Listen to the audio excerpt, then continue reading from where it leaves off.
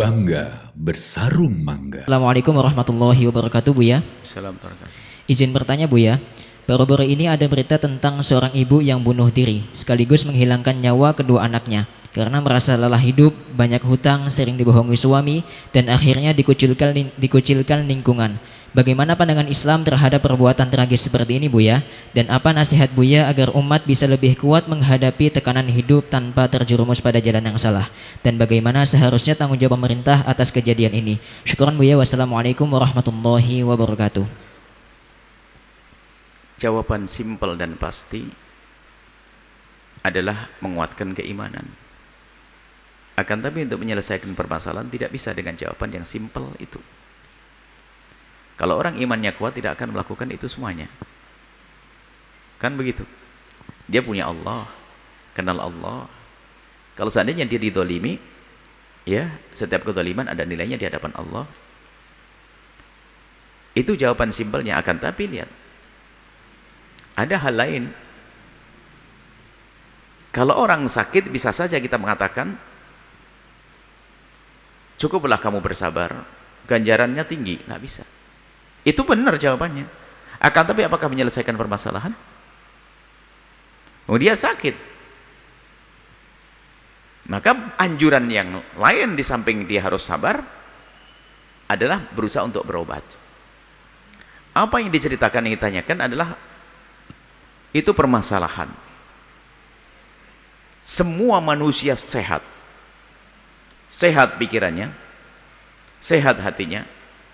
Itu kalau berjalan itu nggak pernah mau di tengah jalan, takut ketabrak mobil, pasti di pinggir jalan. Kenapa? Kalau di tengah jalan takut mati.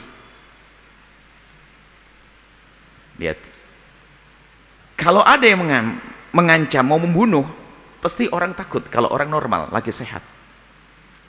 Tapi kenapa hari ini ada orang pengen mati, bahkan mematikan diri, bunuh diri? Berarti dia adalah orang yang perlu kita kasih sayangi. Artinya dia lagi sakit. Lagi sakit.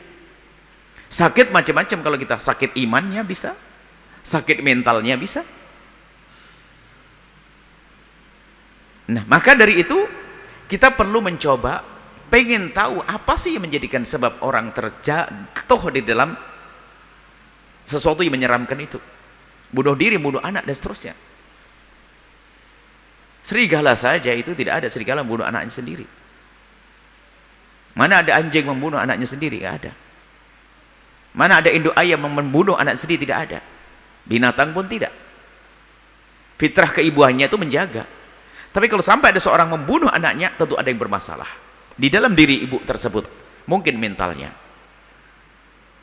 Sehingga nasihat kami adalah tidak cukup kita harus menjaga kesehatan jasad kita. Kita perlu menjaga kesehatan mental kita. Mungkin selama ini para ulama membahas jaga imanmu. Iya, iman dijaga. Menjaga iman dengan banyak belajar dan sebagainya. Akan tapi hempasan, liku-liku hidup, permasalahan, ini halus sekali menerpa, menghantam mental kita setiap hari. Dan memang dengan kekuatan iman, dia akan punya kekebalan, semua akan jadi beres. Tapi iman seseorang kan berubah-ubah, sesaat lemah dan sebagainya. Maka yang perlu kami hadirkan saat ini, jika Anda, siapapun Anda, menemukan diri Anda capek urusan mental Anda, pikiran, sehingga mengarah kepada keputusasaan, atau menjadikan obrolan Anda sudah tidak stabil, kepada suami suka marah-marah, pada istri suka marah-marah, nggak jelas dan sebagainya. Kemudian ada keinginan untuk melakukan sesuatu yang mungkin orang sehat tidak akan melakukannya, maka fahami bahwasanya Anda lagi sakit, punya permasalahan di mental Anda. Maka bergegaslah menuju ahlinya. Maka kami ingatkan semuanya untuk menyadari bahwa Anda itu bukan sekedar hidup dengan jasad Anda.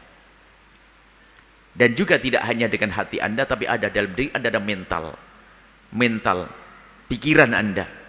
Sehingga ada orang kalau permasalahan mentalnya ini dibiarkan, maka sesungguhnya dia akan cari petaka buat dirinya dan orang lain. Sehingga kalau Anda mulai benturan terlalu kuat dan sebagainya, dan Anda merasakan ini, segera Anda cari obat, petunjuk seorang psikolog, Anda ngobrol dengan beliau agar Anda diberikan solusi bagaimana Anda membebaskan daripada beban ini. Tidak boleh Anda biarkan. Anda harus cerdas dalam hal ini. Maka kami himbau juga kepada semua yang punya ilmu tentang ilmu mental ini, Anda harus dermawan deh dengan mereka-mereka yang lagi sakit. Hari ini permasalahan mental ini luar biasa. Dan permasalahan mental ini banyak faktor, banyak sebab. Di antaranya mental kita menjadi lemah itu karena apa? Kita dengan kekuatan, dengan kemampuan otak di dalam menampung, memikirkan, ini terlalu banyak yang kita dengar, yang kita lihat, sehingga menjadikan orang nggak stabil lagi.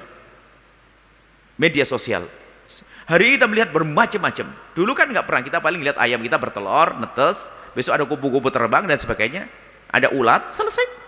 Hari ini macam-macam dilihat. Wah, dan kita sering pancing emosi kita. Wah, ada kejahatan. Terus tiap hari begini. Makanya solusinya adalah Anda batasi urusan media sosial. Karena Anda akan ditontonkan kepada Anda hal-hal yang menjadikan Anda itu menjadi lemah. Lemah itu luas biasa kalau kita jabarkan makna lemah ini. Lemah di dalam nggak tahan, handphonenya itu masih bisa dipakai. Gara-gara lihat promosi langsung handphone lamanya diganti. Padahal handphone yang lama masih bisa loh. Kenapa Anda harus memaksakan seperti itu? Sehingga mengurangi, ekonominya akan berkurang dengan itu semuanya. Motor masih bisa, cuman gara promo lagi, menjadi lemah kita. Seolah-olah pakai motor itu sudah kayak kiamat. Kenapa kok lemah sekali hari ini? Sehingga dikit-dikit harus ganti ini, ganti itu dan sebagainya. Oh, hidupnya menjadi bermacam-macam, menjadi lemah, permasalahan banyak. Termasuk, mohon maaf, mungkin Anda suami kena mental, hati-hati. Kalau di rumah Anda ada orang satu kena mental tadi, kena mental yang nggak stabil mentalnya, emosinya sudah tidak stabil, itu bisa meracuni yang lainnya. Anak yang sering mendapatkan amarah, hati-hati, dia bisa kena mental suatu ketika nanti. Sehingga akan menjadilah dia anak yang seperti bapak yang suka marah-marah, ibu yang mentalnya tidak stabil, maka dari sinilah akan menjadikan suami menjadi juga tidak stabil pada akhirnya. Karena nggak kuat, hari pertama mungkin dimarahi dia kaget, hari kedua hari keempat tertekan dia. Banyak permasalahan di dalam rumah kita gara-gara semacam ini. Sehingga yang merusak mental istri adalah suaminya. Termasuk naudzubillah tadi, suami, kalau memang Anda tidak mampu beri nafkah, tapi Anda jangan membuat siksa dengan kalimat maaf kayak dan seterusnya. Sekarang main pukul, marah, zalim, tidak peduli, atau sebaliknya seorang istri. Baik, ini jadi permasalahan saat inilah yang harus kita sikapi agar kita tidak terjangkit penyakit mental ini. Tentunya nanti solusinya di samping kita kepada ahlinya, maka supaya tidak sampai terjadi pembunuhan, membunuh anaknya dan sebagainya. Kalau Anda merasakan Anda marah yang berlebihan, Anda sudah tidak sehat. Percaya, ini ada ilmunya. Jadi malah dunia psikologi ini kami anggap tahun ini adalah sangat perlu. Kami berharap banyak pelajari ilmu ini, biarpun di samping untuk diri Anda, untuk orang lain. Kami serukan kepada semuanya. Karena kalau kami lihat ilmu itu ilmu unik. Ilmu menyelesaikan permasalahan ini seperti itu tidak kalah dengan ilmu medis, kesehatan jasad itu. Bahkan kesehatan mental itu tersembunyi, kelihatannya orangnya tuh sehat-sehat aja, tapi mentalnya rusak, dia siap dia melakukan kejahatan yang banyak. Karena mentalnya yang rusak, bisa melakukan kesalahan yang banyak. Maka mohon, bagi siapa pun yang punya gejala-gejala, semuanya mungkin punya permasalahan ya. Hanya antara orang dengan orang itu bedanya adalah kemampuan dia di dalam menyiasati permasalahan itu. Sehingga tidak menjadi beban bagi dia, karena bagi dia adalah dia cuek, bisa nyelesaikan, gampang, duit hilang, insya Allah diganti oleh Allah, mudah. Tapi yang lain, aku nyarinya susah. Baik, kemudian di sisi lain Anda punya kesadaran bahwasanya Anda jangan biarkan, tolong, kalau Anda punya permasalahan ini jangan dibiarkan. Jadilah Anda orang yang waras secara akal. Di saat Anda punya permasalahan mental sedikit pun, Anda segera selesaikan. Sebab kalau dibiarkan itu membahayakan diri Anda sendiri. Tolong, ayo, yang Anda tiba-tiba marah nggak jelas, lo kok bisa nyaci maki anak, kenapa? Berarti mungkin mental Anda agak stabil. Anda datang kepada ahlinya. Dan kami himbau ini semuanya.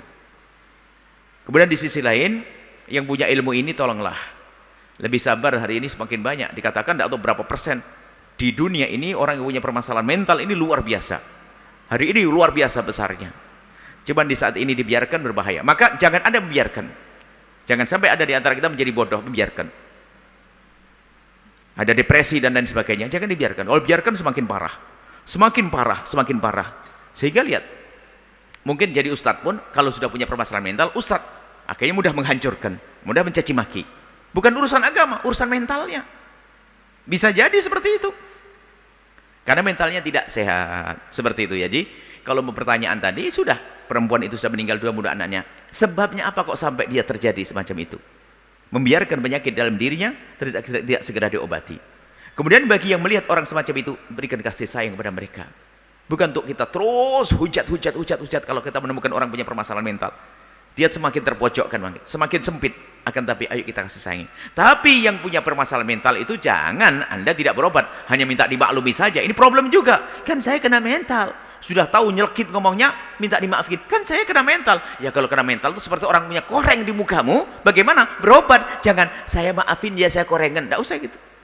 Berobat. Makanya kami sampaikan kesadaran. Ini loh. Intinya di sini. Kesadaran akan adanya penyakit mental itu yang harus kita sadari untuk kita berobat. Dan biasanya orang punya penyakit mental paling susah berobat, paling susah. Beda kalau orang kan langsung pergi ke dokter, sakit perut lagi minum obat. Tapi penyakit mental ini enggak, berhadapan dengan psikolog saja kadang-kadang males ya, setengah mati. Mohon maaf sedikit panjang karena apa? Buahnya permasalahan mental hari ini luar biasa. Kemudian kadang orang yang pendidikannya tinggi, dia sudah S3 pendidikannya, anaknya punya permasalahan mental, mau dibawa ke psikolog marah-marah. Memang anakku gila ya? Ajib. Anda punya pendidikan tinggi tapi tidak mengerti masalah semacam ini, sehingga mempersulit lembaga pendidikan untuk menyelesaikan problem anaknya. Tolong Anda sadar mana ini ya, itu ilmu itu ada loh ya. Kalau anak Anda dibawa ke psikolog bukan berarti gila dia, tidak, bukan. Untuk diketahui permasalahannya apa dan sebagainya. Kenapa anak Anda itu kok tidak stabil, nakalnya di sekolah kok aneh banget, tidak wajar dan sebagainya, dibawa ke psikolog untuk diketahui permasalahannya. Jangan langsung tersinggung, wah memang anakku gila, jangan dibawa ke psikolog ya pokoknya. Saya tidak tuh, ini orang tua, ada loh orang tua berpendidikan seperti itu ya, mungkin itu pendidikan asal itu. Saya katakan begitu karena penting agar Anda sadar untuk anak-anak Anda. Kemudian juga lebih dari itu, jangan rumah Anda menjadi rumah orang punya penyakit mental. Kenapa? Di rumah Anda tidak menumbuhkan mental yang sehat. Ini kenapa Anda tidak mesra di rumah, Anda tidak indah di rumah. Setiap hari bapak ibu berantem, anak stres, menghadirkan anak yang penyakit mental, sudah tidak bisa menghargai orang tuanya. Sehingga kalau di luar punya permasalahan di sekolahnya, ingat bapaknya begitu, dia juga marah-marah di sekolah. Maka kami gambarkan kalau seandainya seorang suami istri dengan kemesraannya, dengan keindahannya, seorang anak membuka pintu kamarnya, kemudian lihat ibunya sama ayahnya di meja makan, cubit-cubitan, suap-suapan. Sang anak kembali ke kamar memejamkan matanya. Bersama pejaman matanya masuk ke dalam diri sang anak bermacam-macam kekaguman kepada ayah ibunya, penghormatan kepada ayah ibunya, kepatuhan kepada ayah ibunya. Dia nggak bisa membanggang kepada ayahnya, pasti ibu marah kok. Penghormatan dan seterusnya, kepatuhan. Apalagi melihat saat ibunya diingat oleh suaminya, ibunya diingat oleh ayahnya.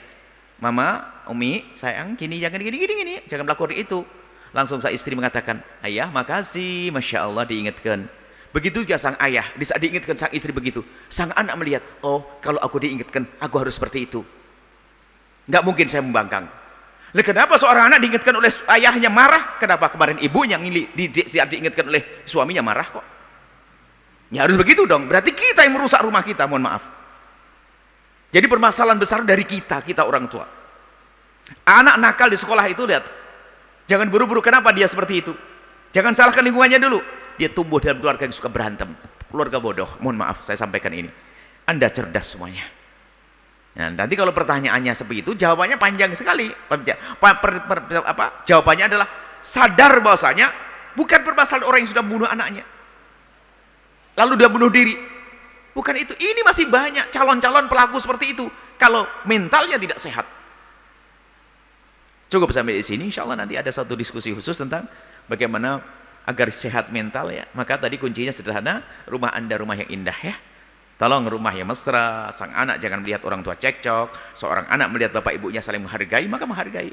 Kalau seorang anak setiap hari melihat bapak ibunya berantem, keluar dari kamarnya ngelihat bapak ibunya berantem, lanjutkan sampai pagi. Ya.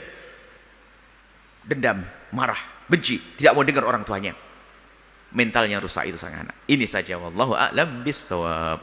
Mohon maaf Bu, bagaimana tanggung jawab pemerintah atas kejadian ini Bu ya? Permasalahan masyarakat itu tanggung jawab bersama. Jangan setiap ada kesalahan hanya pemerintah saja. Kita juga punya tanggung jawab menyelesaikan kok. Kalau seandainya semuanya punya kesadaran kan cakep. Pemerintah punya kesadaran. Iya. Bagaimana menyelesaikan problem mental ini? Kita juga, diri kita. Jawaban kita kepada yang dekat saja. Ini kan seperti orang meninggalkan sholat. Kalau urusan meninggalkan sholat, jangan bagaimana peran pemerintah. Kalau hukum Islam kan bagaimana? Sudahlah. Jangan nunggu pemerintah. Sholat itu kan rumahmu sendiri. Anak-anakmu, istri semuanya nggak sholat, itu saja. Saya mulai dari pengobatan yang paling cepat. Jangan urusan mental nunggu pemerintah. Ngomong sudah berantem, rusak. Kenapa? Harmonis saja nunggu pemerintah. Kemesraan harus nunggu pemerintah yang anjurkan. Ngapain? Ya tentu pemerintah namanya ngayomi, harus dong melihat permasalahan umat. Permasalahan umat macam-macam. Ya termasuk di antara permasalahan mental ya tanggung jawab pemerintah juga, tanggung jawab kita bersama. Dalam segala permasalahan tolong. Jangan biasa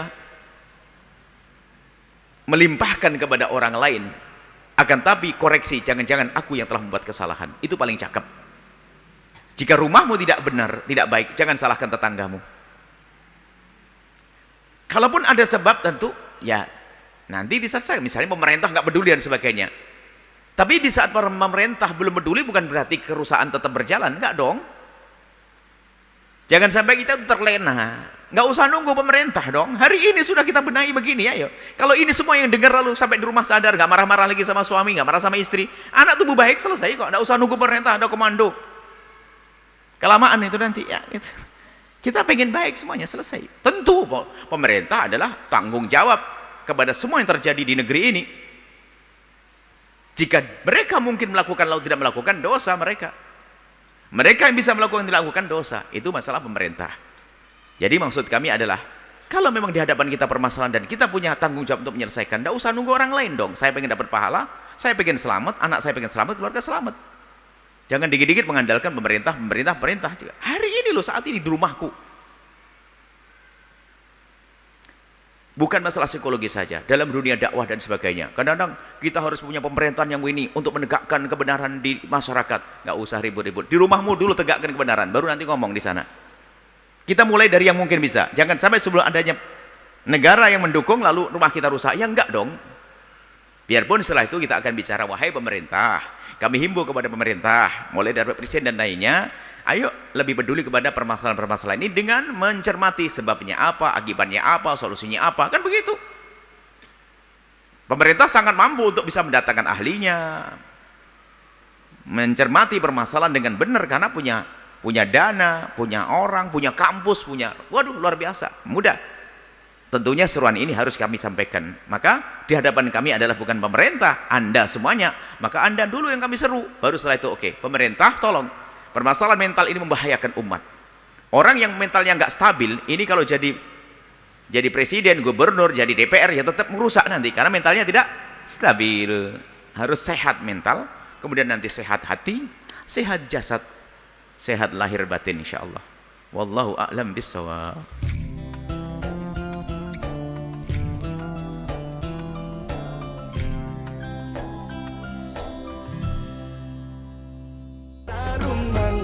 Sarung kebanggaan kita.